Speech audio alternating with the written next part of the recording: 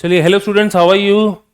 अगले लेक्चर में फिजिक्स में आ गए आप, उसका धन्यवाद। पढ़ाई लिखाई कर रहे हैं, इसकी अच्छी बात है। ये तो बहुत ही आज हम इलेक्ट्रिसिटी चैप्टर में one of the most important topics पढ़ेंगे। ठीक है सर, क्या टॉपिक है? अरे भाई क्या टॉपिक है, क्या बोर्ड पे देखो क्या लिखा हुआ है, ओम्स लॉ।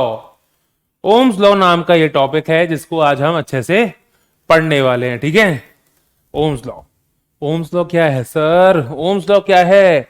अरे भाई ओम्स लॉ है, रुक जाओ बता रहा हूं। ओम्स लॉ क्या होता है बच्चों, कि ओम नामक एक साइंटिस्ट है। ठीक है, ओम नाम के एक साइंटिस्ट थे। उन्होंने एक बात बोली थी। उन्होंने बोला एक स्टेटमेंट, पहले आपको स्टेटमेंट सुनाता हूं, मुझे पता है पहली बार में नहीं समझ आएगी, बट सुन लो कि the current passing through a conductor, the current passing through a conductor is directly proportional to the potential difference across it। आधी आधी समझ आई ना? पूरी आई है, रुक जाओ। The current which is I passing through a conductor, suppose करो ये कंडक्टर है, सिलेंड्रिकल वायर टाइप का बना दूं मैं। ठीक है, ये पीछे भी आ रहा था, कुछ आगे भी है। ठीक है, ठीक है जी। तो इसमें से जो करंट जा रहा है जिसका नाम है आई, है ना, that will be proportional to the potential difference across the conductor. इन दोनों के बीच में पोटेंशियल डिफरेंस कितना लेते हैं हम? इसमें V से डिनोट करते हैं, है ना। ये भाई साहब ने आपको एक बोला कि I is proportional to V। I is proportional to V। Proportionality का साइन पढ़ा है ना, ये पढ़ा होगा। ठीक है, अच्छा एक बात बताओ, I प्रोपोर्शनल टू V का मतलब क्या है? कि अगर I बढ़ेगा तो V भी बढ़ जाएगा, है ना। इसका मतलब ये भी होगा कि V बढ़ेगा तो भी I बढ़ जाएगा, हाँ या ना? होगा ना। ठीक है, तो I प्रोपोर्शनल टू V को हम दूसरी भाषा में क्या लिख सकते हैं? V proportional to I। Okay, V proportional to I हम लिख देते। ओम्स लॉ का एक वो आती है equation, V equals to I R करके। अभी हम आ रहे हैं उसी पे। आप लोगों को ओम्स लॉ पूछा जाता है तो बहुत सारे बेवकूफ बच्चे हो जाते हैं जो directly V equals to I R लिख के आ जाते हैं, which is partially wrong. Why? Because the original statement is कि current passing through a conductor is directly proportional to the potential difference across its ends. ये जो चीजें हैं तो हमने डिराइव करी बाद में मैथमेटिकली। स्टेटमेंट जो ओम्स लॉ की वो बहुत जरूरी है। तो अगर क्वेश्चन आए स्कूल में कि ओम्स लॉ बताइए, तो पहले स्टेटमेंट लिखनी जरूरी है, उसके बाद प्रोपोर्शनैलिटी, उसके बाद इक्वेशन। इक्वेशन पे आऊंगा मैं, वेट करो। ठीक है, तो यहां से V प्रोपोर्शनल टू I मैं नेक्स्ट पेज पे लेके जाता हूं। ठीक है, चलिए क्या लिखा था? V proportional to I।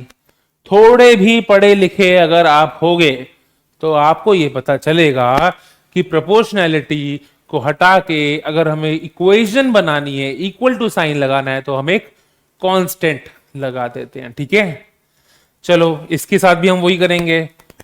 Proportionality हटाई, इक्वल टू बनाया तो एक कांस्टेंट लगाना पड़ेगा। कांस्टेंट लगा दिया हमने R। ठीक है, V equals to R I. R को बच्चों हम कहते हैं, बहुत जरूरी चीज है, ध्यान रख लेना। R को हम क्या कहते हैं? R को हम कहते हैं रेजिस्टेंस। R को क्या कहते हैं? रेजिस्टेंस। सर मतलब क्या है इसका? अरे अभी आप मैथमेटिकली समझो, कॉन्सेप्चुअली भी समझाऊंगा मैं, आप वरी मत करो बिल्कुल भी। कॉन्सेप्चुअली भी आपको समझाया जाएगा। ठीक है, R होता है resistance which is actually a constant, and then the equation becomes the popular Ohm's law equation which is V equals to I R. सबसे पॉपुलर इक्वेशन इलेक्ट्रिसिटी में V equals to I R. ठीक है, so this is the equation of Ohm's law.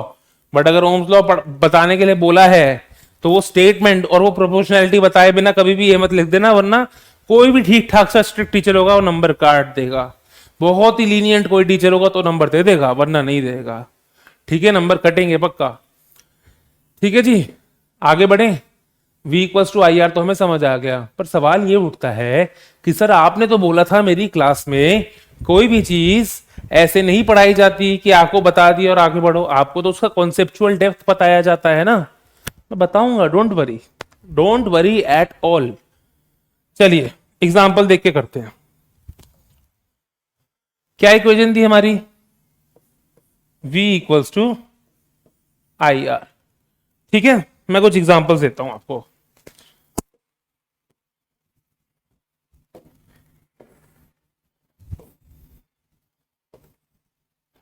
चलिए ठीक है, suppose करो बच्चे, suppose करो आपका करंट है आपका 3 एम्पियर, है ना?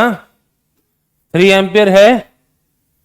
ठीक है, तीनों केसेस में करंट कांस्टेंट मान लेता हूं मैं। ठीक है, सपोज करो तीनों केसेस में करंट मैंने 3 एम्पियर ही छोड़ा।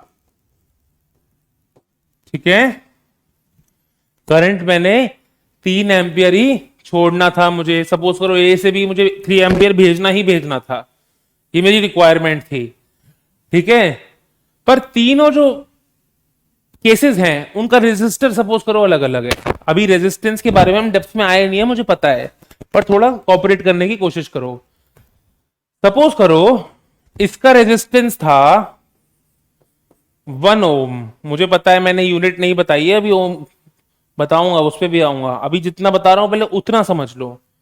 इसका रेजिस्टेंस है 1 ओम, इसका रेजिस्टेंस है 2 ओम, इसका रेजिस्टेंस है 3 ओम। ठीक है, तो बच्चों एक बात बताओ मुझे अच्छे से एक बात बताओ कि इस केस में, नहीं ये तो कलर काफी डार्क है, आपको नहीं दिखेगा आई गेस। ठीक है, इस केस में अगर V equals to I R लगाऊं तो V क्या आएगा? 3 इंटू 1 विच इज 3 वोल्ट।